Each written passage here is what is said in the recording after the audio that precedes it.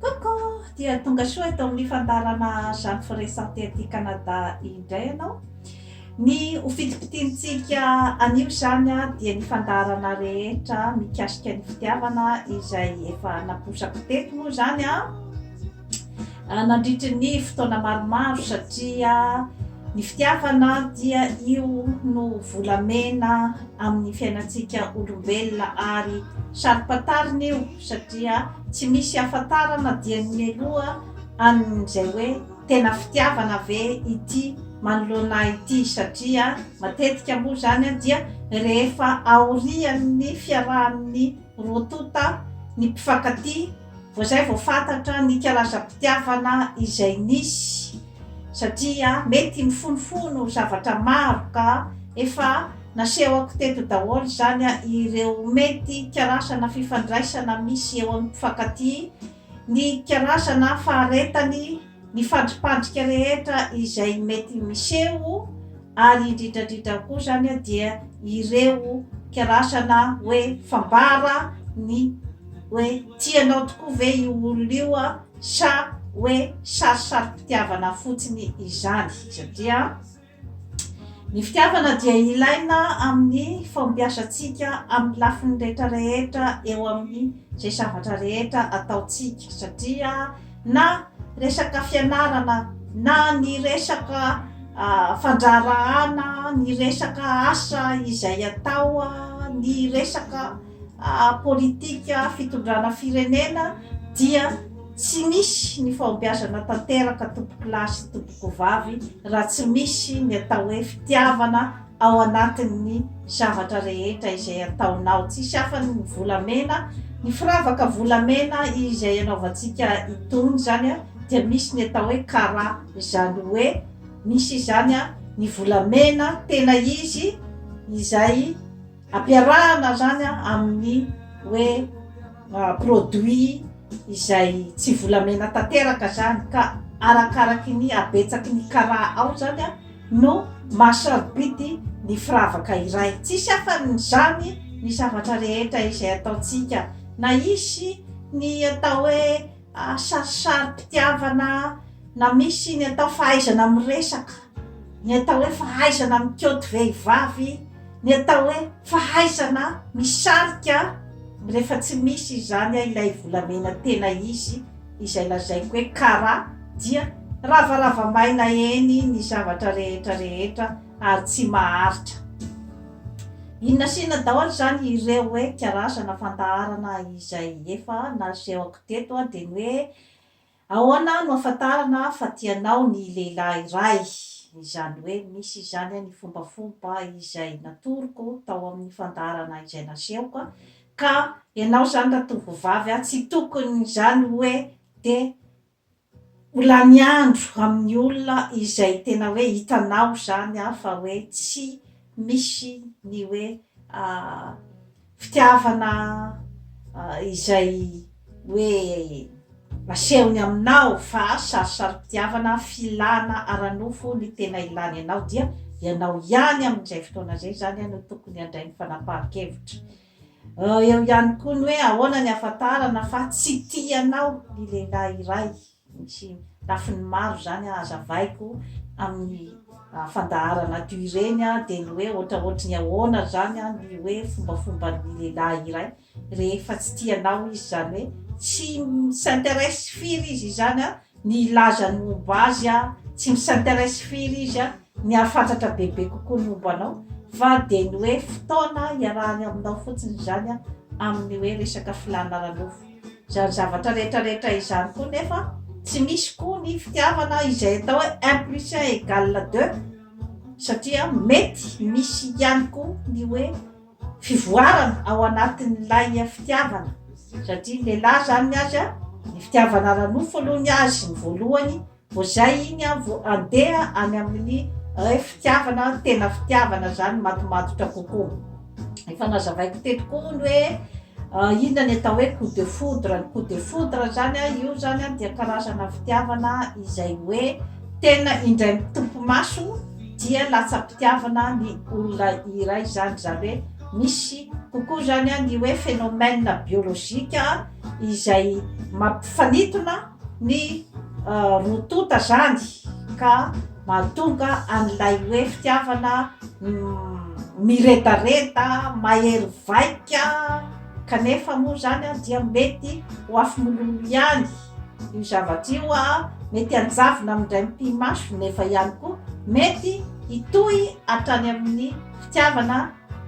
matomatotra kokoa ary mety afara mandrakizay. Fanazavaiko teto ny vehivavy sy ny fahadisom-panantenana izany hoe ny vehivavy mantsy zany a dia mandray be apo zany a ny hoe resaka fitiavana izany hoe tena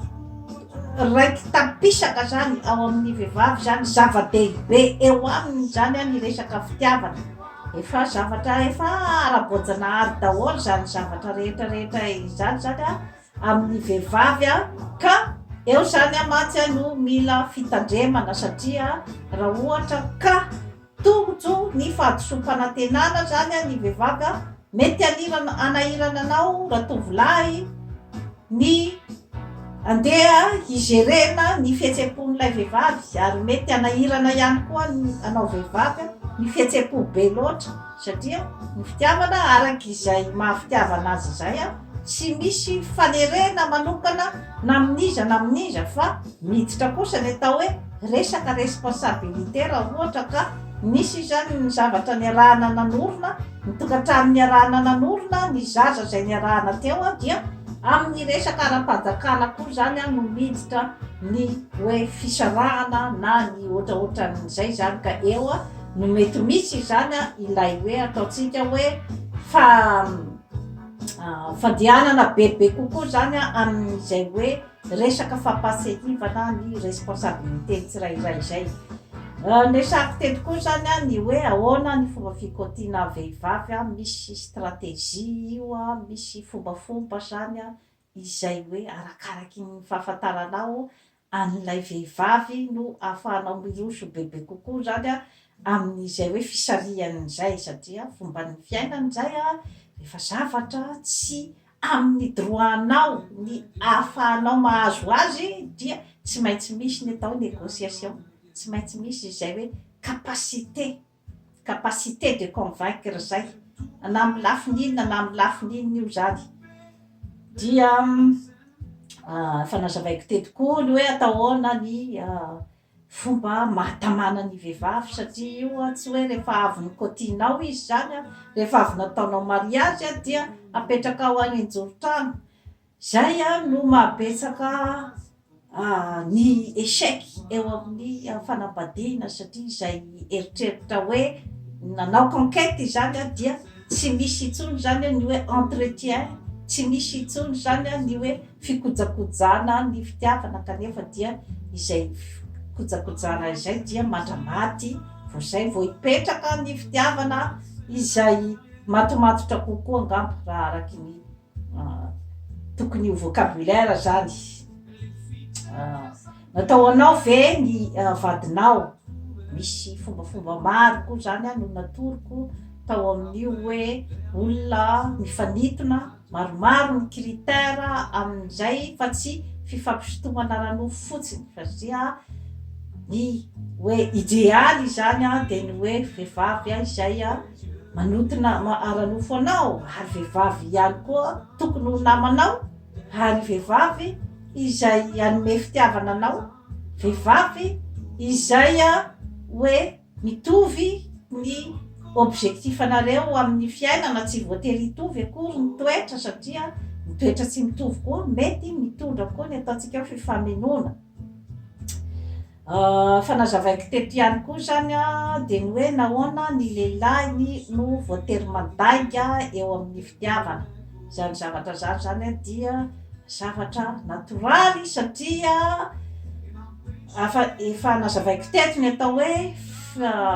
firaisana ranofo mirindra izany hoe eo amin'ny vehivavy zany azy a dia ny fo zany a no mitondra azy ho any amin'izay firaisana ranofo izay fa tsy ny fanirina satria ny fanirina ranofo ny lehilahy no manana an'io bebe kokoa zany ny vehivavy a mety misy période fotsiny ohatra période d'ovulation sy ny akaikikaiky ny règle iny zany izy any hoe manana fanirina ara-biôlôjika kokoa zany amin'ny resaka hoe firaisana ara-nofo fa ny vehivavy zany tsy de tena manam-panirina loatra zany amin'io fa ny lehilahy zany no miteraka no mampaniry an'izay karazana filana izay ao amin'ny vehivavy amin'ny alalan'ny fandomana ny fony ka tsy voatery ho ilazan'ny marina rehetrarehetra zany ianao raha lehilahy ny amin'ny hoe raha ohatra ka hitanao fa nahazoazo poids ohatra ny vadinao ka hitanao fa tsy tiany miresaka an'izany ka hoe alohan'ny anaovanao firaisana ara-nofo aminy ve zany ianao andeha hiresaka aminy matavy ianao zany raha matoa bien sûr tsy maintsy misy impact zay zavatra zay amin'ny fitokisan-tenany sy ny amin'ny farisiany de ianao zany tsy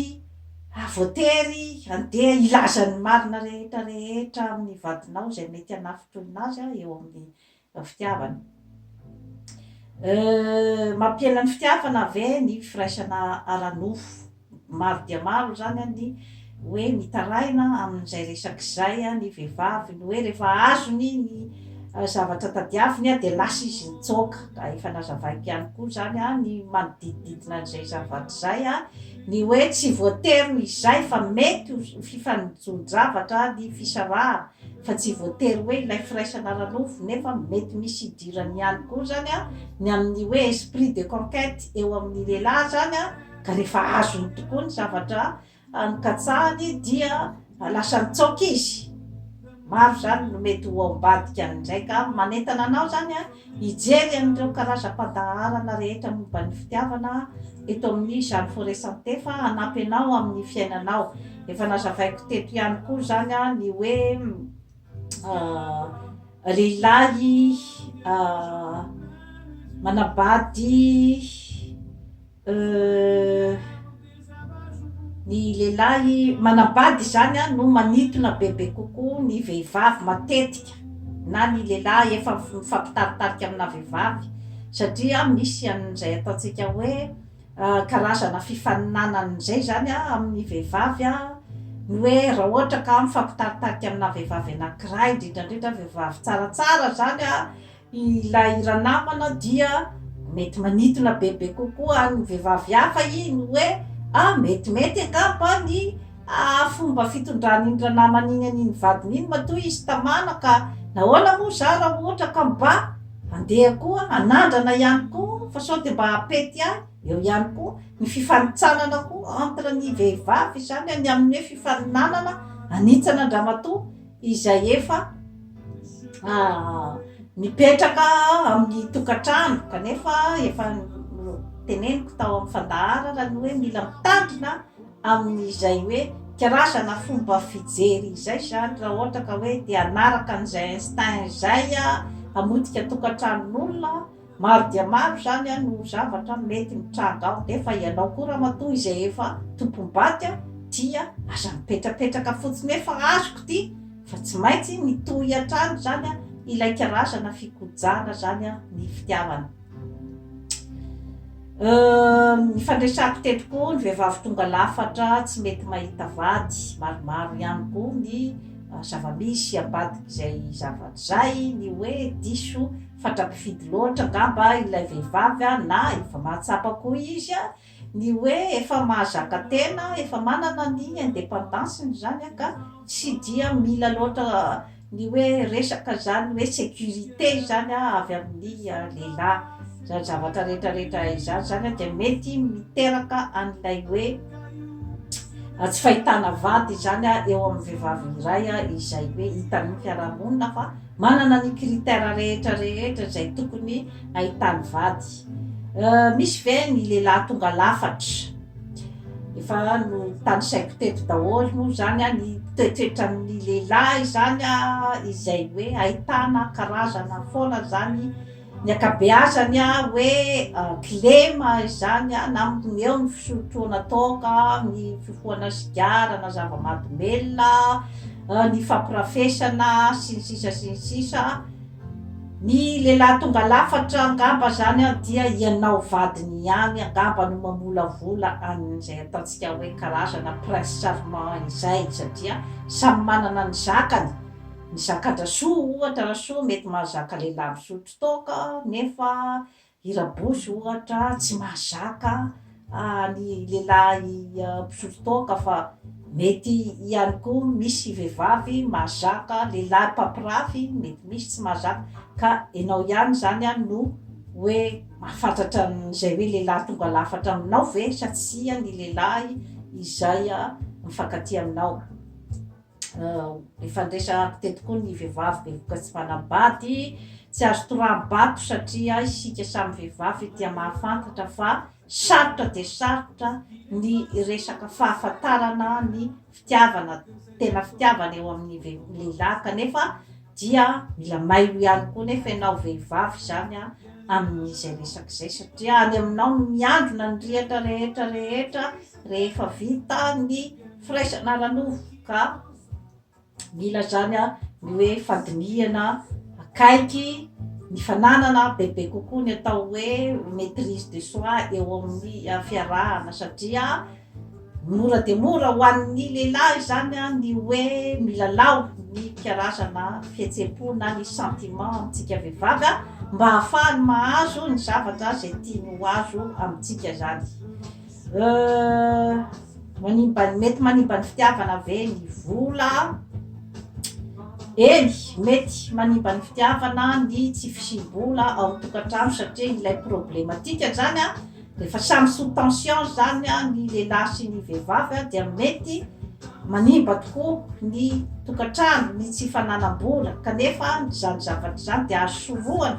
amin'ny fijerevana akaiky hoe inona ny olana satria raha ohatra ka ny hampipo zany no mitondra ny tokantrano dia mety hanimba zavatra be dia be tokoa satria misy ny atao hoe tokantrano na ny tsara na amin'ny ratsy pour le meilleur et pour le pire zany hoe tokony hoatrehana ny mpivady roa tota zany ny olana rehetra izay mitraka ao an-tokantrano fa tsy hoe olona anankiray fotsiny no avela zany mahany olana. Tsika vehivavy aloha zany no matanjatanjaka kokoa manoloana an'izay olana izay kanefa raha ohatra koa zany ny lehilahy miteraka olana be loatra izay tsy mety voavaha anatin'ny fotoana maharitraritra dia mety andeha any amin'ny faharavan'ny tokantrano ny fisian'ny vola be koa nefa ao amin'ny tokantrano tsy azo lazaina ihany koa hoe mandravina ny tokantrano satria mety mampitsiry hevitra koa ny mpivady ny andeha hanome ny vola any ambadika toy ny hoe fisian'ny deuxième bureau sy ny sisa eo ihany koa zany ny hoe lehilahy tsy fanambady lehilahy ohatry ny ahoana zany ny hoe tsy fanambady tsy de tsara zany ny fiarahana amin'ny tokantrano dia ny lehilahy izay manana toetra narsisika izany hoe tsy mijery afa-tsy ny tenany izy izany rehefa eo amin'ny fiarahana ka misy fiatraikany be dia be izay zavatra izay satria rehefa zany ny olona iray centré amin'ny tena rano fotsiny amin'ny tombotsony manokana zany ny karazam-piarahana rehetra dia mety hanimba ny tokantrano zany zavatra zany satria misy amin'ny fitiavana zany dia misy ny atao hoe fitiavana mifamaly ka raha ohatra zany ka dia hoe tsy ela loatra zany ilay fitiavana mipetraka no tsy misy an'izay ataontsika hoe fifamaliana izay fifamenon'ny mpivady izay dia mety andeha ihany koa any amin'ny faharavana izany zavatra rehetra izany. Ny tiavina ve sa ny tia no mahasambatra kokoa efa nazavaiko teto zany ny hoe raha ohatra ianao tia olona anankiray nefa ilay olona zany mety tsy de tena miraika firy aminao mety ihany koa hoe olona izay tena tianao tanteraka manaja anao kanefa ianao zany tsy de tena olona migonao loatra aiza ny mety amin'izay rotota izay dia ny valiteniko de ny hoe samy misy mahatsara sy maharatsy azy fa ianao tompony zany a no mahafantatra ny hoe aiza ny metimety kokoa aminao zany. Misy ve ny ody fity, fanazavaiko teto zany a ny phénomène ody fity satria raha ohatra ka izany ody fitia zany a no anahasarika olona maro de ataoko angamba fa tsy misy ny fisarahana eto ambony tany ary ataoko fa nahazo ny olona izay tiany daholy ny olombelona rehetra eto ambony tany raha ohatra ka hoe resaka abrakadabra zany a dia ho tianao lay olona fa misy ny hery avy ao amin'ilay olona manam-pitiavana bebe kokoa gamba zany izay mahatonga an'ilay karazana fisarihana zany bebe kokoa ka mety ho saritsarina ody fitiavana tokoa rehefa misy ny agovo izay matanjaka alefa any amin'ny olona iatefana. Maninona ny tovolahy mpilalao fity no titiany vehivavy kokoa zany mahasarika bebe kokoa ny vehivavy satria mpilalao fity zany izy efa manana ny karazana expérience amin'ny fiarahana amin'ny vehivavy izy efa fantany zany aiza sy aiza daholy zany ny faiblesse ny vehivavy efa hainy zany ny milalao ny fonony vehivavy ka manana kokoa izy zany amin'ilay ataontsika hoe zany hoe angovo hoentina zany milalao ny fitiavan'ny vehivavy izay teraka fafinaretana ao amin'ilay vehivavy ka mety mitondra mandona an'ilay ataontsika hoe zany dépendance affective. Ny dépendance affective zany de ilay vehivavy tsy mahatoky tena ka hanika akininy tanteraka amin'ny fitiavan'ny olona manodidina azy zany ny fitiavany sy ny fiainany hanika afaka manao zay tiany atao aminy zany ny lehilahy iray. Maninona no manelina ny lehilahy avy nisaraka? Matetika io zany satria ny lehilahy zany izy rehefa misy ny fisarahana dia matetika tsy ampiheverany io zavatra io fa ohatra hoe taitaitra fotsiny zany any ambadika any mahita ny akagatsara soratra ozy izy ny fitenitsika satria ny azy dia ny maso sy ny saina zany ny azy no mandeha bebe kokoa zany eo amin'ny karazana fifampitadiavana eo amin'ny fitiavana ka mety misy ny fisarihana maherihery vaika izay hoe nahatonga azy tsy nanana ny karazana fifehezan-tena gambany ka rehefa avy eo izy vao nahita fa hoe tena samihafa de samihafa tokoa hafa ihany zany ilay vehivavy izay efa niarahany teo aloha ny vehivavy izay nalainy ho ravaky ny tokantrano. Misy daholo zany zavatra rehetra izany. Ahoana ny fomba ahafantarana fa mampirafy ny vadinao zany zavatra rehetra zany efa nazavaiko teto ho an'ny lehilahy zany io dia mora fantatra bebe kokoa zany ny hoe resaka fampirafesana satria zareo zany izy tsy de tena mahay manafina loatra zany ny émotion amin'izay zavatra zay de misy zany ny fombafomba izay hoe kôdikôdy ohatra izy miditra ny trano lasalasa fisairana tsy de tena miraika firy amin'ny vadiny miovaova ny vocabulaireny manjary mia kizitinjitina na mia mitsikera bebe tsikera kanefa ohatra olona tsy de mpanao an'izay fitsikerana zay taloha ny intuition féminine zany dia afaka mahafantatra an'izay zavatra zay ka matetika moa zany io zavatra io tsy fantatrilay lehilahy hoe misy zavatra henony vadiny ene ao dia izay no mahatonga an'ilay vehivavy zany mikaroka ny hoe misava ny posiny misava ny ordinateurany efa tia fantatra misy ihany koa nefa ny hoe sy te hiditra am'izay satria tsy tia rary andoha izy fa de ny tokantranony no ataony izay anampitabazana andrangay ataony izay hoe ampitombotombo zany ny fisarihana ataony ny vadiny ao an-tokantrano samy manana ny réaction daholo zany am'izay resak'izay fa nazavaiko teto koa ny hoe fomba fahaizana am'ty accepter la personne telle qu'elle est izay ny lakile voalohany indrindra ka ianao no mahafantatra izany a ny karazana kilema izay zakanao sy ny tsy zakanao fa ilay eritreritra zany fa mbola iova ilay olona eo zany a no misy ny karazana hoe fahadisom-panantenana betsaka rehefa lehilahy izay maromaro maso izay tia vehivavy zany a dia defa izay izy zany defa izay izy a sarotra ny anovanao azy am'izay rehefa mpisotro toka izy defa izay fa de ny hoe ianao no mahita hoe zakanao ve sa tsy zakanao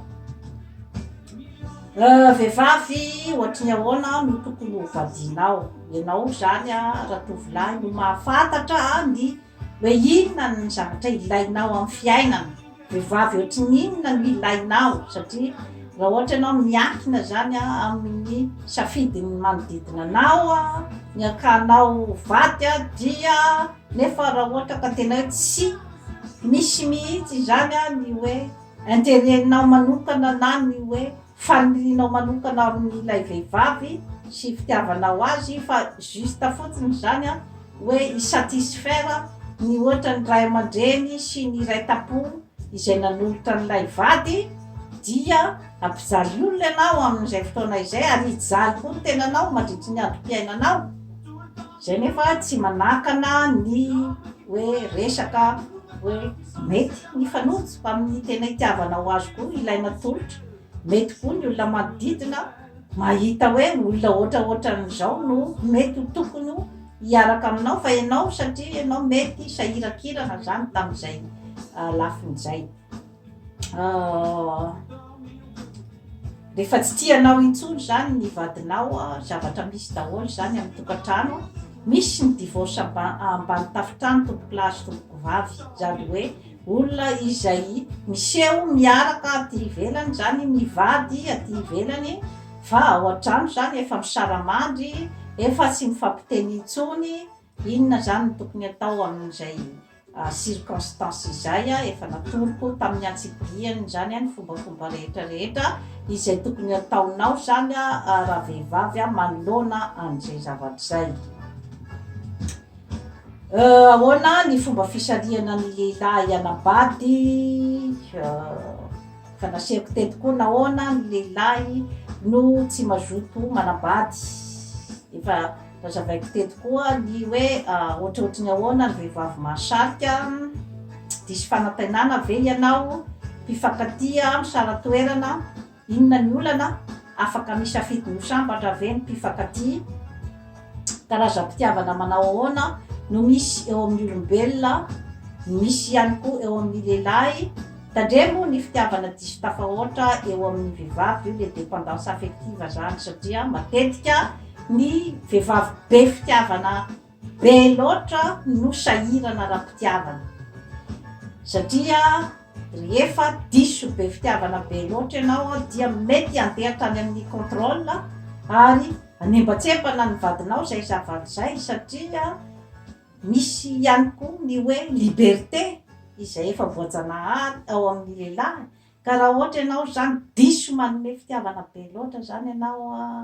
raha vehivavy dia mety eritreritra izy hoe amandrim-padika ve ty vehivavy ty zay zany no antony tsy idirana amin'ilay hoe fitiavana diso tafahoatra loatra nazavaiko teto ihany koa zany ny hoe vehivavy tsy misy pikôty tsy hoe akory vehivavy ratsy fa ilay eo amin'ny resaka fisarihana zany no tsy de ampy loatra ny adiady eo amin'ny mpifankatia mahatsara ve sa maharatsy misy ny mpifankatia zay isaky ny hitanao izy de miady foana kanefa de mbola eo roapolo taona mbola eo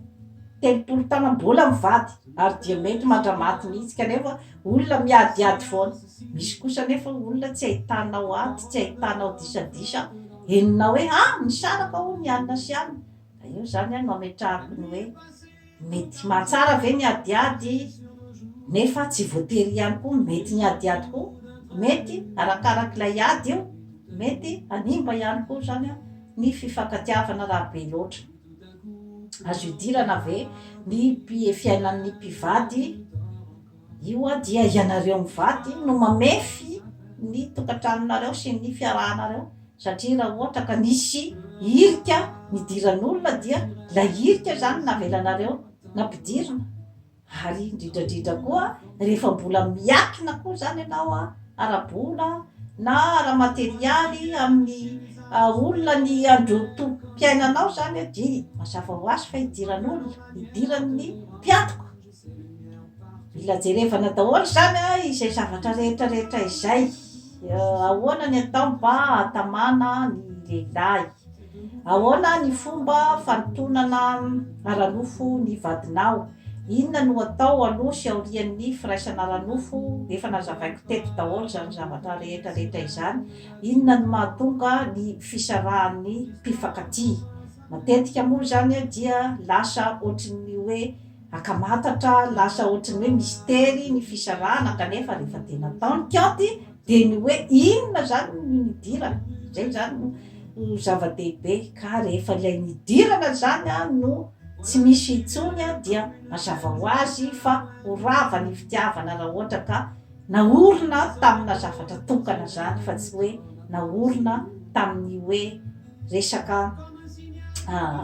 fikatsahana fiainana tsaratsara kokoa fikatsahana fitiavana matimatotra kokoa ary fikatsahana ny anarana taranaka hitondra ny anarana sy ny sisa zany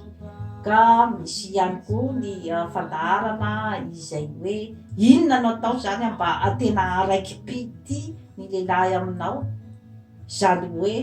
ny fahafantaranao zany hoe inona ny zavatra ilainy amin'ny fiainana fa tsy hoe inona ny zavatra ilainy amin'izao fiarahana izao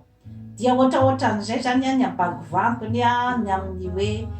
resaka fitiavana izay nasehoko teto satria io zavatra io a dia misy fiatraikany be dia be amin'ny fiainantsika andavanandro zany a ny fiainana ny fitiavana ary ny fitiavana dia koloina izy io a ohatrin'ny zava-maniry fa tsy hoe nampidirina trano ny vidina ny voninkazo de napetraka eo rehefa napetraka eo izy tsy nikolokoloinao a dia mazava ho azy fa ho maty ary ho maina dia toy izay sy toy izay ndray tompokilasy tompoky vavy no azo natolotra anao manao abonnement amin'izany forêt santé aty Canada fa hanatsara ny fiainanao bye bye